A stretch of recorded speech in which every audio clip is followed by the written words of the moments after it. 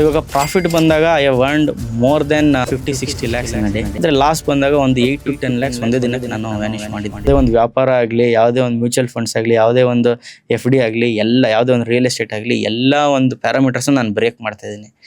ತಿಂಗಳಿಗೆ 2-3% ಅಂದ್ರೆ ವರ್ಷಕ್ಕೆ 24-36% ಬಂತು. Correct. For curiosity sake and ನೋಡ್ತಿರೋ ಆಡಿಯನ್ಸ್ಗೂ ಪ್ರಾಬಬ್ಲಿ ಪವರ್ ಆಫ್ ಟ್ರೇಡಿಂಗ್ ಗೊತ್ತಾಗ್ಲಿ ಅನ್ನೋದಕ್ಕೆ, what was your highest loss in a day ಒಂದಿನ ಮಾಡಿರೋದು ಅಂಡ್ ಹೈಯೆಸ್ಟ್ ಲಾಭ ಮಾಡಿರೋದು ಒಂದು ದಿನದಲ್ಲಿ ಎಷ್ಟು? ಸೊ ಇವಾಗ ಪ್ರಾಫಿಟ್ ಬಂದಾಗ I have earned more than 50-60 lakhs in a day. ಅಂದ್ರೆ ಲಾಸ್ ಬಂದಾಗ ಒಂದು 8 to 10 lakhs ಒಂದೇ ದಿನಕ್ಕೆ ನಾನು ವ್ಯಾನಿಷ್ ಮಾಡಿದ್ದೀನಿ. ಓಕೆ. ಹಿಂಗೆ ಈ ಒಂದು ಗ್ರಾಫು 10,000 ಸ್ಟಾರ್ಟ್ ಮಾಡಿದ ಹುಡುಗ 5-6 ವರ್ಷದಲ್ಲಿ ಪ್ರಾಬಬ್ಲಿ ಈ ರಿಟರ್ನ್ಸ್ಗೆ ಅಥವಾ ಈ ಒಂದು ಬಿಗ್ ಗೇಮ್ ಮಾಡೋದಕ್ಕೆ ಬರೋದಕ್ಕೆ ಕಾರಣ ಆಗಿದೆಯೇನು ಮೇಜರ್? ಕನ್ಸಿಸ್ಟೆನ್ಸಿ ಒಂದು. ಸೊ ಇಲ್ಲಿ ಏನಾಯ್ತು, ನಾನು ಪ್ರತಿ ಸತಿನೂ ದುಡ್ಡು ಮಾಡಿದಾಗ ಆ ದುಡ್ಡನ್ನ ನಾನು ವಿಡ್ರಾ ಮಾಡಲಿಲ್ಲ, ಅಲ್ಲೇ ಇನ್ವೆಸ್ಟೆಡ್ ಆಗೇ ಬಿಡ್ತಾ ಇದೆ. ಅದ್ರ ಜೊತೆಗೆ ಏನಾಗ್ತೈತೆ, ಆ ದುಡ್ಡು ಬೆಳೀತಾ ಇತ್ತು. ಜೊತೆ ನಮ್ಮ ತಂದೆ ಅಡಿಷನಲ್ ಆಗಿ ಫಂಡ್ಸ್ನ ಕೊಡ್ತಾ ಇದ್ರು, ಅವ್ರಿಗೂ ನಂಬಿಕೆ ಬಂದ್ಮೇಲೆ. ಸೊ ಏನಾಯ್ತು, with time I started investing. ನನಗೆ ಪ್ರಾಫಿಟ್ ಬರೋಕ್ಕೆ ಶುರು ಆಯಿತು. ನಾನು ಮಾರ್ಕೆಟಲ್ಲಿ ಕ್ರ್ಯಾಶು ನೋಡಿದ್ದೀನಿ, ಎಲ್ಲ ಥರದ್ದು ನೆಗೆಟಿವ್ ಪಾಯಿಂಟ್ಸ್ ನೋಡಿದ್ದೀನಿ, ಪಾಸಿಟಿವ್ ಪಾಯಿಂಟ್ಸ್ನ ನೋಡಿದ್ದೀನಿ, ಕ್ರ್ಯಾಶ್ನ ನೋಡಿದ್ದೀನಿ, ಮಾರ್ಕೆಟ್ ಮೇಲೆ ಹೋಗ್ಬೇಕಾದ್ರೆ ಎಷ್ಟು ದುಡ್ಡು ಮಾಡ್ಬೋದು ಎಲ್ಲನೂ ನೋಡಿದ್ದೀನಿ. ಬಟ್ ಹಿಂಗೆ ಅಂದ್ರೆ ಒಂಥರ ಹೃದಯ ಬಾಯಿಗೆ ಬಂದಂಗೆ ಆಗುತ್ತೆ. ಆ ಮೂಮೆಂಟ್ಸ್ ದಿನಾಗ್ಲೂ ಕಳಿಯೋದಕ್ಕೆ ಪ್ರಾಬ್ಲಿ ನಮ್ಗೆಲ್ಲ ಒಂದ್ 2-3 ದಿನ ಮಾಡಿದ್ರೆ ನಾವು ಸಾಕಪ್ಪ ಇಷ್ಟೊಂದು ಬೇಕಾ ಅಂತ ಅನಿಸ್ತಿರುತ್ತೆ. ಬಟ್ ಇದನ್ನ ಕನ್ಸಿಸ್ಟೆನ್ಸಿ ಬೇಸಲ್ಲಿ ದಿನ ಮಾಡ್ಬೇಕಾದ್ರೆ ನಿಮ್ಗಳಿಗೂ ಹಾಗೆ ಅನ್ಸುತ್ತಾ? ಖಂಡಿತವಾಗ್ಲೂ ಅನ್ಸುತ್ತೆ. ಯಾಕೆ ಅಂತ ಕೇಳಿದ್ರೆ the end of the day ಅದು ದುಡ್ಡಿನ ಪ್ರಶ್ನೆ. ದುಡ್ಡು ಅಷ್ಟು ಈಸಿಯಾಗಂತೂ ದುಡಿಯೋಕೆ ಆಗೋದಿಲ್ಲ. ಕಳ್ಕೊಬೇಕಾದ್ರೆ ಒಂದು ಸ್ವಲ್ಪ ಪೇನ್ ಆಗುತ್ತೆ, ಆದರೆ ಆ ನಂಬಿಕೆ ಇದ್ದೇ ಇರುತ್ತೆ. ವಾಪಸ್ಸು ನಾನು ಮಾರ್ಕೆಟಿಗೆ ಫೀಸ್ ಕೊಟ್ಟಿದ್ದೀನಿ ಅಂದರೆ ಅದರಿಂದ ವಾಪಸ್ ಕಲೆಕ್ಟ್ ಮಾಡ್ಕೋಬೋದು ಅನ್ನೋ ನಂಬಿಕೆ ಇದೆ. ಯಾಕಂದರೆ option selling is on instrument like that. So ಇಲ್ಲಿ ಏನಾಗುತ್ತೆ, ಆಪ್ಷನ್ ಬೈಯರ್ ಮಾಡೋ ಲಾಸ್ನ ಆಪ್ಷನ್ ಸೆಲ್ಲರ್ಗೆ ಕೊಡ್ತಾರೆ.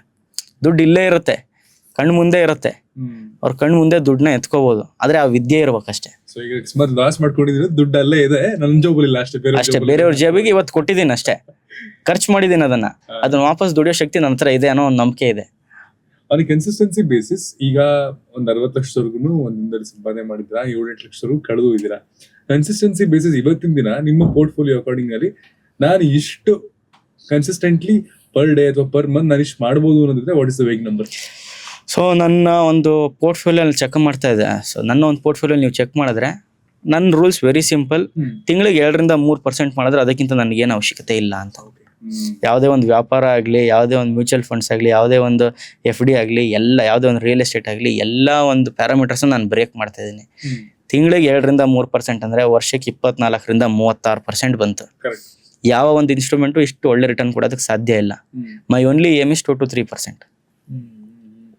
ಕನ್ಸಿಸ್ಟೆನ್ಸಿ ಬೇಸಿಸ್ ಆಗ್ಲಿಂದ ಆಗ್ತಾ ಬಂದಿದೆ ಅದು ಖಂಡಿತವಾಗ್ಲೂ ಒಂದು ಲಾಂಗ್ ಫ್ರೇಮ್ ತಗೊಂಡ್ರೆ ಬಂದೇ ಬರುತ್ತೆ. ಓಕೆ. ಅಂಡ್ ನಿಮ್ ಇನ್ಸ್ಟಿಟ್ಯೂಟ್ ಬರ್ತಿರೋಂಥವ್ರು ಅದನ್ನೇ ಫಾಲೋ ಮಾಡಿ ಅಷ್ಟೇ ಪರ್ಸೆಂಟೇಜ್ ನ ಮ್ಯಾಚ್ ಮಾಡ್ತಿದ್ದಾರೆ ಅಂತ ನಿಮ್ಗೆ ಅನ್ಸುತ್ತಾ? ಮಾಡ್ತಾರೆ. ಕೆಲವೊಂದು ತಿಂಗಳು ನೆಗೆಟಿವ್ ಬಂದಾಗ ಅವ್ರ ಮೈಂಡ್ ಸೆಟ್ ಚೇಂಜ್ ಆಗುತ್ತೆ. ಆದ್ರೆ ಲಾಂಗ್ ಟರ್ಮ್ ಅಲ್ಲಿ ಯಾರ್ಯಾರು ಇದ್ದಾರೆ ಪ್ರತಿಯೊಬ್ರು ಒಂದು ಪ್ರಾಫಿಟಬಲ್ ಟ್ರೇಡರ್ ಆಗಿದ್ದಾರೆ. ಇನಿಷಿಯಲ್ ಇನ್ವೆಸ್ಟ್ಮೆಂಟ್ ಒಬ್ರು ನನ್ನ ಹತ್ರ 10 ಲಕ್ಷ ಹಾಕಿದೀನಿ ಅಂತಾರೆ, ಒಬ್ರು ಕೋಟಿ ಹಾಕಿದೀನಿ ಅಂತಾರೆ, ಅವರು ಸಾವಿರಗಳಲ್ಲಿ ಇರ್ತಾರೆ. What is the right investment ನಿಮ್ಮ ಪ್ರಕಾರ? ಎಷ್ಟು ಬೇಕಾದ್ರೂ ಸ್ಟಾರ್ಟ್ ಮಾಡ್ಬೋದಾ?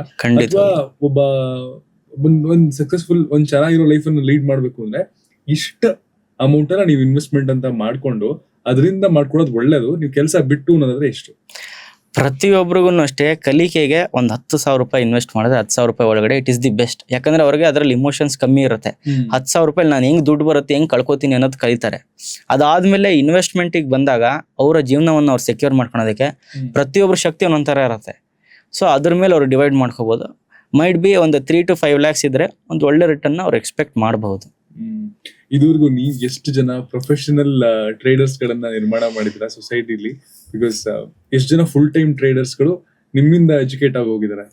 So completely traders gurukul centre ಅಂತ ಬಂದಾಗ it is an 3-year old established stock market coaching centre. ಇಲ್ಲಿ ಆಲ್ಮೋಸ್ಟ್ 5,000 ವಿದ್ಯಾರ್ಥಿಗಳಿಗೆ ಸ್ಟಾಕ್ ಮಾರ್ಕೆಟ್ ಕೋಚಿಂಗ್ ನಾವು ಕೊಟ್ಟಿದ್ದೀವಿ. ಅಂಡ್ ನಮ್ಮ ಬ್ರಾಂಚ್ಗಳು ಬಂದು ಬೆಂಗಳೂರು, ದಾವಣಗೆರೆ ಅಂಡ್ ಹುಬ್ಳಿಯಲ್ಲಿದೆ. ಸೊ ಇಲ್ಲಿ 3 ಕಡೆಯಿಂದನೂ ನಾವು ಆಪರೇಟ್ ಮಾಡ್ತೀವಿ. ಕಂಪ್ಲೀಟ್ ಪ್ರತಿಯೊಬ್ಬರಿಗೂ ಅಷ್ಟೇ ಸ್ಟಾಕ್ ಮಾರ್ಕೆಟಿನ ವಿದ್ಯೆ ಕೊಡೋದಕ್ಕೆ ಒಂದು ದಾರಿನ ತೋರಿಸ್ತೀವಿ. ಟಿಪ್ಸ್ ಇರೋದಿಲ್ಲ, ನಾಲೆಡ್ಜ್ ಗೈನ್ ಆಗುತ್ತೆ. ಎಸ್, ನಮ್ಮ ಒಂದು ಟ್ಯಾಗ್ ಲೈನ್ ಇದೆ ಟ್ರೇಡರ್ಸ್ ಗುರುಕುಲ್ ಸೆಂಟರ್ಗೆ, ಲಾಭದ ದಾರಿಗೆ ಜ್ಞಾನದ ಬೆಳಕು ಅಂತ. ನಿಮ್ಮ ಒಂದು ಲಾಭದ ದಾರಿಗೆ ನಾವು ಜ್ಞಾನವನ್ನ ಹಂಚ್ತೀವಿ ಅಷ್ಟೇ. ಸೊ ಇದನ್ನ ಉಪಯೋಗಿಸ್ಕೊಂಡು ನೀವು ಪ್ರಾಫಿಟ್ ಮಾಡ್ಕೋಬೇಕು.